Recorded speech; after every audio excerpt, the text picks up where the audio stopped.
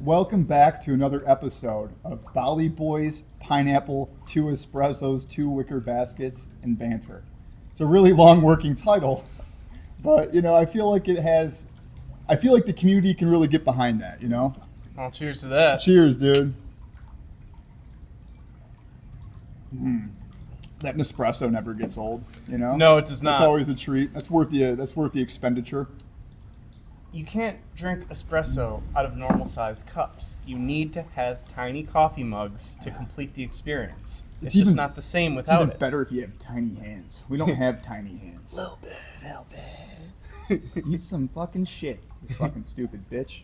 Just kidding. Just kidding that Rick and Morty people would get it. Do you feel like our audience are Rick and Morty enthusiasts? I would hope so. I think so. I can tell you my family's not, because, there was definitely comments made about how much I swear, and I guarantee none of them are watching Rick and Morty. Oh, yeah. See, Yeah. My dad loves Rick and Morty. Does he? Oh, yeah. That's cool. My dad would like Rick and Morty if he allocated time for it. He's so funny. It's like I talked to him last night, and he's like, "Hello, son. I have allocated 30 minutes of time for a discussion with you, but I have a hard stop." Like, he literally started it off. He had a hard stop with his own son. He started it off like it was a fucking sales call, and I started laughing. I said, "I'll tell you what, Dave. I'm actually running a really tight schedule, so best I can do is 10 minutes. But if we're brief and we're intentional with how we speak to each other, I feel like we can power through in probably 5." And he started laughing. He's like, "Good. I'd rather it be you that puts the time blocks on, on this." But we ended up chatting. I think I actually brought him over late to his meeting by 2 minutes. So, but it was funny because He does love you. he does. But I was recently told by a friend who I was texting that I was very business. The way I texted her or messaged her was a very it was a business manner. Formal. It was more formal. Yes. Well, and now you have your time blocked out. Yes. And you taught me to do that. And it was like that girl on Tinder said, like, "Do you put all of your dates in a spreadsheet?" And I'm like, Pretty much. Close. Yeah, pretty I do close. have all of my days planned out on Google Calendar. So it's basically it's a game the same changer. thing. And even though you might not stick to, you're never going to stick to it perfectly. Sometimes you'll have days where you're like, I adhered to every second of the day, but it's more there as a reminder to keep you on track. So if you're like, I'm not sure what to do right now. Yes. Look at the calendar and you're like, oh, I would yeah. say I rarely stick to my plan Yeah. exactly, but I at least know what I should be working on at, Yes. at any given time. What's important, right? Because you've put everything from your mission statement, you've incorporated that into your habits, and then the things that you're trying to learn, grow, and build are all on your calendar. So you don't have to guess like, oh, I wanted to do this. It's like, no, it's in your mission, and you've got the habits and the interests and hobbies and business ventures to support that, and now it's on your calendar, so you've allocated time to it. And it's also important to allocate that intentional entertainment time, like the little things like us getting excited about dim sum Sundays. Oh, There's a yeah. place that offers all-you-can-eat dim sum. We haven't done it yet. We've been pretty good about the all-you-can-eat shit. I'd say we've eaten pretty well and not overeaten. But Happy Chappies. Happy Chappies We love the Chinese. name Happy Chappy Chinese.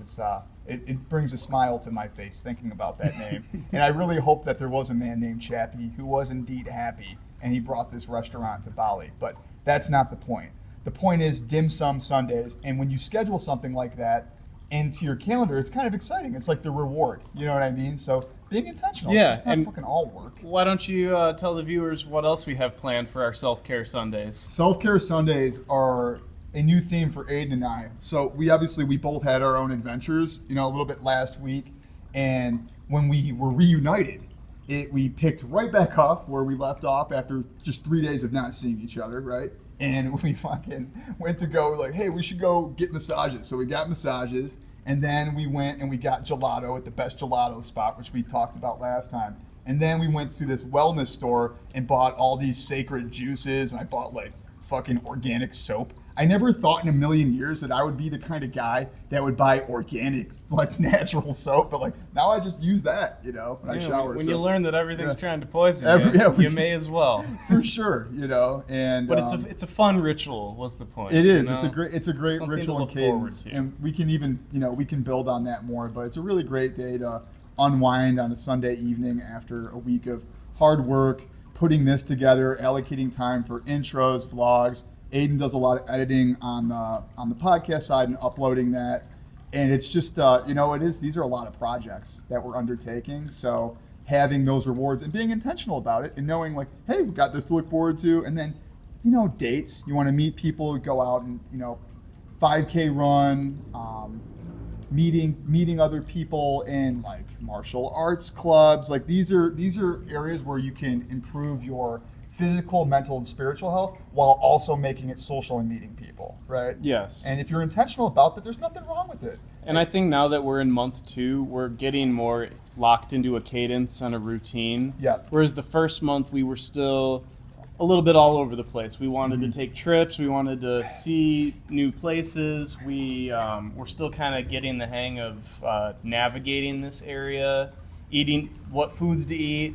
But now we kind of know what we like, where we need to go each day, what our schedule is looking like, and we're a bit more locked in now. So I think that has definitely helped my mental state. Yeah, it's a lot, man. When we came out here to a place that I've been at for 10 days, but you don't really get to learn a place until you're settling in and living, and you're looking for places to eat regularly. You're meeting people that are going to be around, and you're forming new relationships and building new habits in a new environment. But it's nice to have that. We've secured this, and getting into the clubs, like Aidan's finding these clubs, these like 5K run clubs, influencer run, not jiu-jitsu, Muay Thai. And that's really great too. That's a great addition to Soham Wellness, where we go on the daily. I say we go there, like, I don't know, I might have missed 2 days since we've been here. Yeah, Soham. I try to go every single day. For sure, it's the best. And when you allocate time to working out, there's also a fucking cold plunge sauna steam room there. So you're rewarding yourself and you're being intentional with that. You have the reward to look forward to. And it's nice. So we're getting settled in. There's a lot of work there's always work to do, but being intentional with your time, you'll never regret that. You'll never be like, wow, I really regret being more intentional with managing my calendar. What a shitty life I had, Now you might regret putting too much time on your calendar dedicated to like work, like just working yourself into the ground, especially if that work isn't meaningful or impactful or conducive to your mission statement. But you'll never regret taking control of your calendar and allocating time for those you love and doing things that you love and working on projects that are important to you. 100%, right? Agreed. And I think that that's a key misunderstanding. If you talk to some people, and there can be pushback to that, like, wow, you're so rigid. Like, have a little bit of fun. It's like, you don't understand. Like, this is how I have fun. Like, this works for me, so I can stay in alignment and then achieve the things I do, and then be really present while I do them. Because if I'm not present while I do them and I'm not intentional, then my mind's somewhere else. I've already lost. Right? Yes. But it's certainly been effective for what we do. And well, speaking of your mind being present or elsewhere, why don't you tell us a little bit about your silent retreat experience? Oh shit, dude! Yeah, we didn't talk about that last time. We talked about how I was going to one. Yes, because it was. I think we filmed the day before you left. It's kind of hard to pinpoint. You know what I mean? Where we've been, but the silent retreat was really cool. So I feel like a lot of people will go to something like that as like this is a new challenge, or maybe they're going there with vision to enhance their yoga practice, or they have this goal to go into a darker place and be uncomfortable with their thoughts for a while because they struggle with anxiety. And for me, my only intention going in was to detox from technology for a little bit. It's been a lot of Instagram, social media posting, but like we're constantly on computers all day, and every day it creates a lot of dopamine. It's a whole lot going on. So that was my intention, and it was a really nice break. Afterwards, Lynn and I, we stayed in Lovina and had a really great time. And even right after the retreat, I was still like, all right, I'm going to be pretty distant from my phone for like the day after. I didn't want to just go right back to scrolling, but I was really mindful with it. So one of the key takeaways from that entire experience was back to taking a deep breath, being more intentional and present wherever you are, watching the movements of your body, listening to your breath, and just enjoying the moment and taking a little bit of a break from that technology, not just grabbing for the phone. Even waking up now, I've been first hour, it's like away from the phone, focus on the morning routine. Good. And it's really the only way to start the day. You can't start That was a your day- game changer for me It's when huge. I started doing that. It's huge, dude, and it's an easy one to slip back into, right? If you're not mindful. So I didn't have a profound like spiritual experience, but I was telling Aidan that it was interesting because I opted for the 3-day silent retreat, but there was a 5-day option, and the 5-day option I feel like it would have put me over the edge of discomfort, because by the end of day 3, I was starting to go to a little bit of a darker place. And in order to grow, you have to suffer, right? And this is rooted in Buddhism. It was a Buddhist temple that we stayed at, and you'll have to watch the travel vlog because we're going to upload all this stuff today. And it got some really beautiful shots, and the people there that were not participating in the silence took some videos as well, and they sent them all over. So it was beautiful. The weather was perfect. The breeze. It was pure serenity and solitude. You couldn't have asked for a better group of people. The energy there too. But the 5-day would have pushed me beyond some limits, and I feel like that it's almost necessary to have a breakthrough. The 3 days was a little too comfortable. And one other key takeaway is that meditating for me, the biggest challenge is staying awake. I just kept falling asleep. So Lynn was like, "You looked so peaceful when you were meditating," and it was kind of pissing me off because she couldn't like sit still and focus, and I'm like I would go like this, and within 3 minutes I'd be fucking sleeping. I'd like wake up. So I was just like a giant Snorlax, and some of the people were like, "Dude, I saw you fucking sleeping. You had like your mouth open and shit." And so that was like the biggest. You're either like one or the other, somewhere in between. So getting back into the meditations every morning or every other, rotating between that and Shakti mat, because the Shakti mat's great, but it's not really a meditation. The Shakti mat I like to do before I go to bed. Yes. 'Cause Oh, really? That helps me get a good night's sleep, and it's like kind of nice to take the tension off at the end of the day. That's interesting. Because it's supposed to promote, you get the increased circulation, but it Yeah. also is supposed to promote better sleep. Okay. So you heard it here, folks. I've been doing Shakti the wrong way, and I'm sure Shakti would say you're not doing it the wrong way.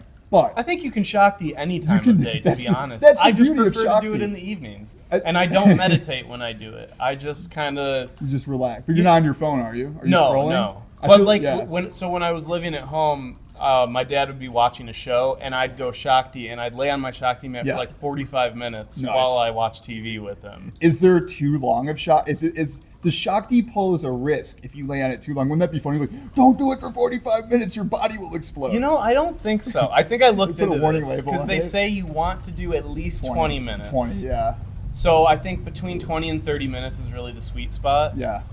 And it's funny because last night I was just trying to be a bit more conscious about my Shakti experience. And it's like when you first lay down, it hurts for like a couple minutes. Yeah, especially if you lift those legs up and you're isolated on one part of your back. Push your lower back into it. Yeah, dude. But then after those couple minutes, it's just the most relaxing thing Yeah, ever. It's it's so bliss. interesting. Yeah, it's and Just it like, speaks volumes about even, right, we talk about purpose over pleasure and how that leads into pleasure, right? Like Yes. pain and suffering. More gratifying pleasure. Yeah, it's just like doing a fucking cold plunge. You know Mm-hmm. what I mean? So we love Shakti Mat. Aidan and I both have referral codes. If you get my referral code, I'm going to give you something extra that he can't give you. I don't know what it is Use yet. code ADTREST at checkout to get 10% off your Shakti mat today. I don't know what my fucking code is, but if you click He on doesn't my... even know his code. You If should you- buy from me. If you click on my profile and go to my Instagram and go to my link tree, it's super easy, I promise. Just one click. I don't think you got to use a code. I think you just click it.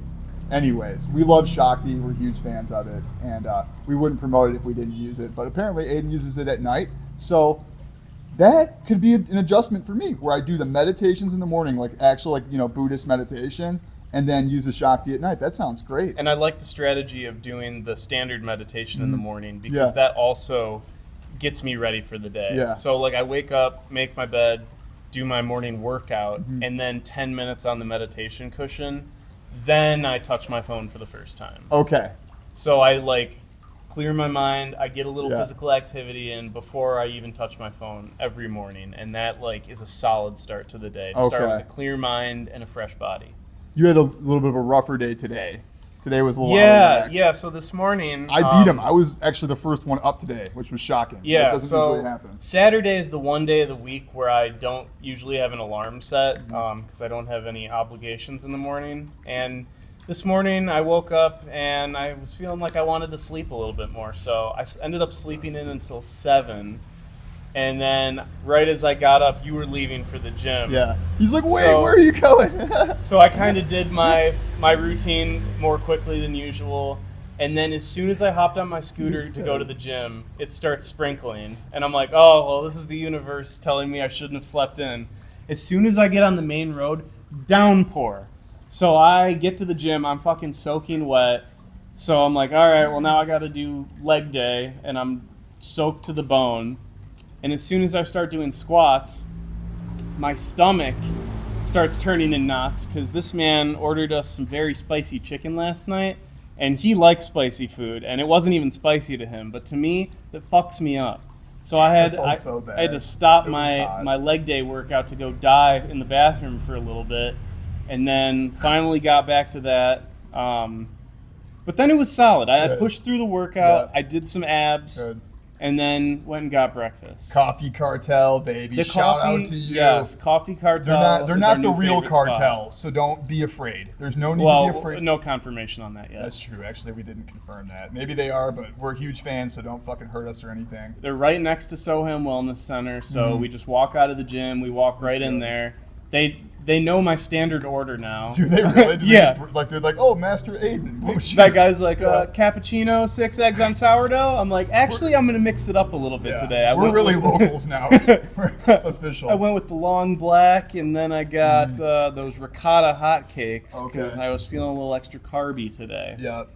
But yeah, solid breakfast place. Great spot to work for a few hours in the mornings. It's cool. Yeah, it's always Yeah. good to have spots that you like to go to and return to because the Yeah. people get to know you. You know what you like. It simplifies your routine a little bit. It does, and James Cleary. This isn't a topic. James Cleary. Clear. James Clear. Yeah. Holy fuck! I gotta make some edits in my journaling. I think I called him Cleary. I'm mixing him up with Covey. I think I'm Covey, mixing Covey and Clear and making Cleary. That's how it makes sense in my mind. So James Clear in Atomic Habits was talking about having different locations for different activities. And at first, at least I was working at Soham Wellness, and I was just spending so much time there all day. And I was like, oh, Soham is a place that equals workout and work and spa. And you need to move. You need to move and go to different areas for different activities. And enjoying the coffee spot for breakfast, like a breakfast lunch is kind of, the meal that I make it. And then a workspace has been awesome, to change it up from the wellness center. You can only spend so much time in one place. Well, and it's interesting between the two of us because you are really good you're able to sit in one spot and work for many hours on end.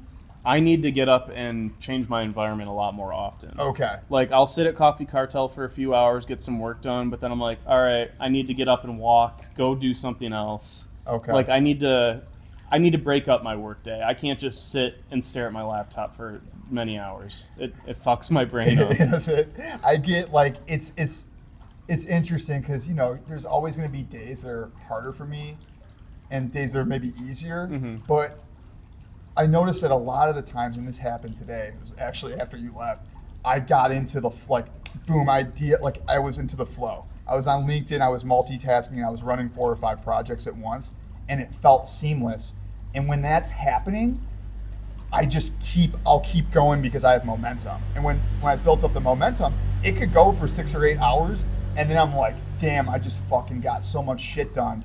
And it's like capitalizing on the moment as it's happening, like a flow state, right? Yeah, you can't push that away. Yeah, if you get into the flow, you got to stay in that do. as long as you can. And that's why even sometimes it's healthy to break it up too. Like that's why I'm glad I have you to balance. I'm like, hey, can we push the podcast off? You're like, dude, we should really do it today.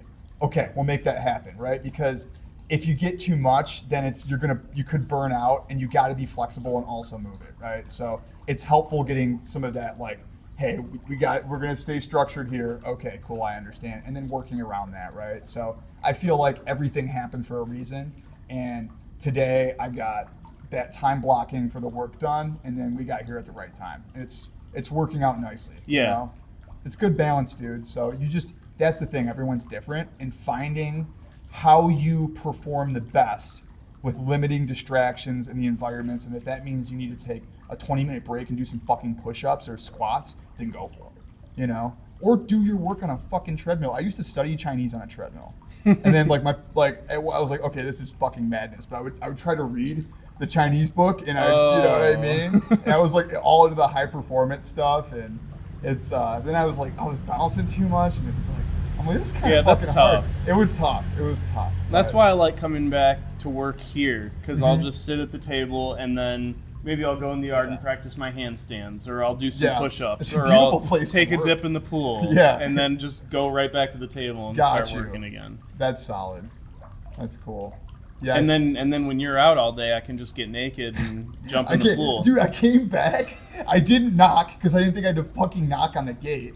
And I come back and naked, and Aiden's just out here like naked. He's like, oh my God. He like covers his dick up and he's like listening to a podcast. I'm like, am I interrupting something between you and Huberman right now? I only listen to the 48 Laws of Power in the news. Yeah, he's like, I love listening to Robert Greene when I'm fucking naked. I'm so powerful. I'm evening out these tan lines. Dude, I'm going to be so one funny. Solid color. I was like, holy shit, sorry, dude. I didn't know I was interrupting an intimate. There's like no lady here. It's just him naked with the 48 Laws of Power, you know? This guy's really power hungry, man. He's a fucking psychopath. Robert Greene's the man. He knows how to write a good book. Mm-hmm. What can I say? Yeah, he's got some good stuff, man, for sure. If you're not getting sun on your balls, then you need to be, because that is one of the best things that you can do to raise your testosterone, and that is how humans were meant to live. So, all right, I'm missing out on that then. So, by doing what I do and working in a coffee shop, my T levels are dropping significantly, and that's going to be a problem. So, I have to figure out I don't know. Dude, there is going to be no such thing as a perfect optimized routine. That's what we're learning. Never. It's never going to be perfect. Well, there's optimized, but optimized will never be perfect. Optimized will never be perfect. Optimized is what works best for you. Correct. To meet the goals that you're trying to meet. Maybe they can invent a device. Oh, they did actually. But it was a cooling thing. It was a cooling pack for your testicles. You remember reading about that? Yeah. And you strap it to yourself, and apparently that raises T levels as well. They were talking about that. Well, so ideally, that's what you want to wear when you go into a sauna. Okay. Because the extreme heat is actually not good for your testicles. So that's why when men are trying to get their wives pregnant, they say no fucking saunas. Yeah. I know this because of Zach. So sometimes at Copper Mountain, we'd go run outside, grab a bunch of snow, and then we'd go in the sauna and just pack it in there. So and yeah. I knew he would know about that. That's not regular knowledge for people, and he's already done it. You know. I listen to Huberman, bro. What can I say? Huberman and Robert Greene, dude. This guy's a fucking maniac. That's cool. Okay, so that's good to know. You know what else is good for raising your T? Fucking Muay Thai, dude. Not running. Yeah, let's talk about the Muay Thai. So Aidan joined a Muay Thai kickboxing club. Yes. Well, so I downloaded ClassPass, which is an app that allows you to sign up for group fitness classes at many different local gyms. So I've done 3 Muay Thai classes at 3 different gyms in the area now, and it's probably my new favorite way to work out. The intense cardio, working on my fighting skills. And it's just it's a fun way to blow off steam. I felt very at peace at the end of those sessions. Yep. And then most importantly, it means that Aidan can eat more gelato because he can justify the extra absolutely. Calorie that's intake. That's the real reason why I'm doing it. I was I just burned 640 calories in an hour. I'm going to go eat gelato and look ripped. It's cool. No, I watched some of the videos. You guys can check it out in the travel vlog. And, I mean, you look like a professional. I mean, I'm not a professional, so I don't know, but seeing that, I'm like, holy shit, man. The form looks good. The kicks are powerful, so are the punches. And it's neat. It's neat to see that. This is definitely one of the areas to try something like that. And, 100%. I would imagine it's extremely exhausting. The only thing I can compare it to is wrestling. Wrestling was really tough in middle school and high school. But this is fucking, I mean, you're exerting a lot of energy in fast, like, and quickly. And you know, and you each have time to frame. think. Like, Yes. when I'm getting towards the end of the hour and I'm like feeling spent and exhausted, Yeah. and the instructor, I'm Left, drilling right. with the pads, and he's like, cross, jab, hook, and I'm just like, oh shit, like you got to think like what punch you're gonna throw, Yeah. and I'm like, I'm mispunching. Yeah. So that's something that I'll need to work on, Yeah. like just the pure stamina that you need. ADT security, dude. You fucking, ADT security. We're not that kind of security. Like, I just show up and I beat the fuck out of anyone that tries to enter your party. That's everything's a business, man. That'd be interesting. Have you seen? There's not really any security guards out here. I haven't seen. Maybe they are. We just don't think that they are. They have like I mean, there's always bouncers. security Maybe out bouncers front. They're yeah. like directing traffic, letting Yeah. like cars in and out they're of not. places. They're not bouncers though, really. No. I would think they would struggle here if they had like a 6'4" American or Australian that was causing some serious issues. Like, they're gonna have to probably call the cops because I don't think anyone there is gonna be able to do shit about it. To be completely honest. Yeah, I guess I didn't even think about It's that. like, what, Putu eats fucking 30 grams of protein a day. So, Yeah, like, yeah. The fuck is So small. yeah, the Indonesian people are small, but a lot of them know Muay Thai. Yeah, that's true. Every Muay Thai instructor I've had has been a tiny guy, but You think like, they'd fuck you up? oh Yeah. yeah. I mean, I've seen their kicks and their punches. Yeah, Shit. They know how to put some power down. Okay, so don't, yeah. I could be, you know what? We'll look that up after this, after we record this. I want to see Indonesians knocking out foreigners in Bali. There's got to be videos on YouTube, you know? There probably is. If you're watching this, find one and drop it in the comments. That'll be fun. Yes, please. Yeah, your favorite video of like just an American, Australian, could be anybody, anyone who's a foreigner, just acting like an asshole and getting completely knocked the fuck out by an unsuspecting Indonesian man. But it's probably going to be an Australian. I mean, you can't even lie. Didn't you see an Australian guy drinking and driving the other day? I did. And like, you know, I don't need to talk scooter? shit because, man, I used to do that a lot, but... Didn't we all? Yeah, we used to do that a lot. But it's way easier to drink and drive in Dude, America. this guy... I'm just going to say that. I can't drive my scooter with one hand. Like, I don't know, dude. It's different. Like, you know, so he's got a beer. He's got his girl on his back. And he's like swerving into the right and he's almost hitting people. And you have to look in your mirrors because people are passing you from the right and left. And he's not. He's just doing this all over the road with a beer in his hand. And I was like, what the I started yelling. And then other people were yelling at him. And he almost, he almost clipped someone like twice, 2 or 3 times. And within a 30-second, altercation. So I was like, hey, man. I was like, you got to get your shit together, bro. You can't do that out here. And I wrote off. I'm like, oh, I sound like someone who really understands this place. And it's like my 3rd day on a scooter. I was like, you really need how to learn to drive, mister. Took no classes. Completely fucking winging it. Wait, we haven't talked about the scooters. Have we talked about that? No, we haven't. Dude, We have not. I was like, okay, we're going through everything, right? Yes. Dude, Aidan, We are mobile now. So this was this Sunday or Monday? I feel like this fed into Monday or something. You came home late. I can't remember which night it was, but You showed up with a fucking scooter. I'm like Yeah. in my room, like just chilling, like winding down.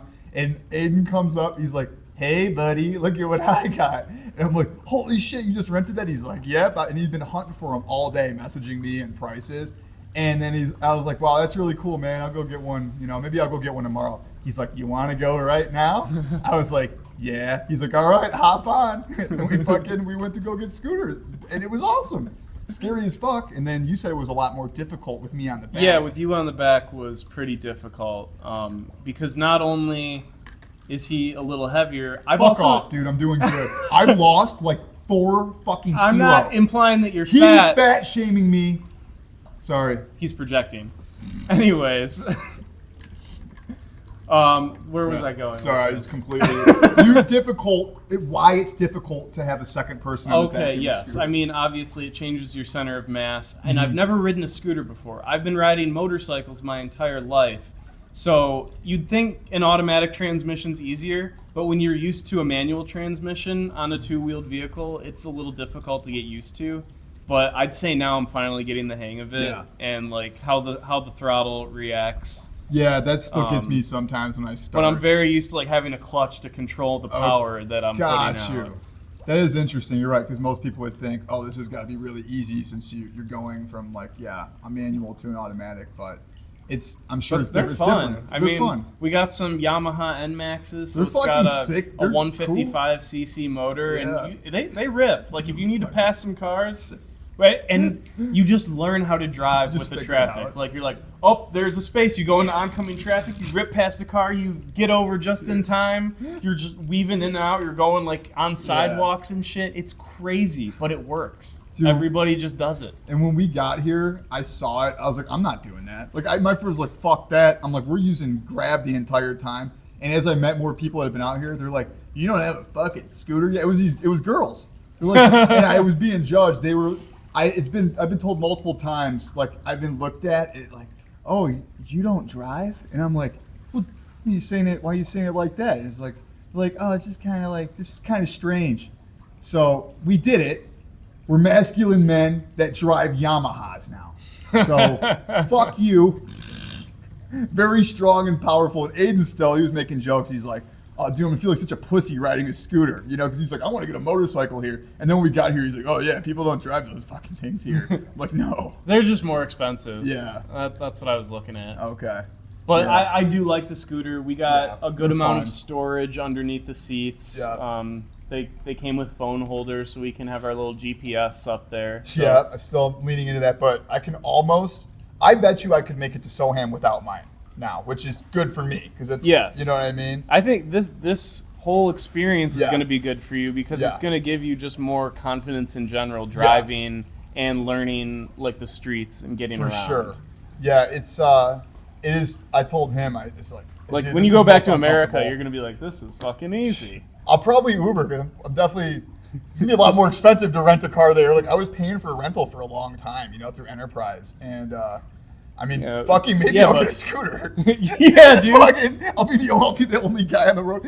Honestly, I might go to getting something like that as opposed to a fucking car. You know? Yeah, it could be a good option. You know, this might be my intro to my motorcycle phase. Oh, Right? It could be.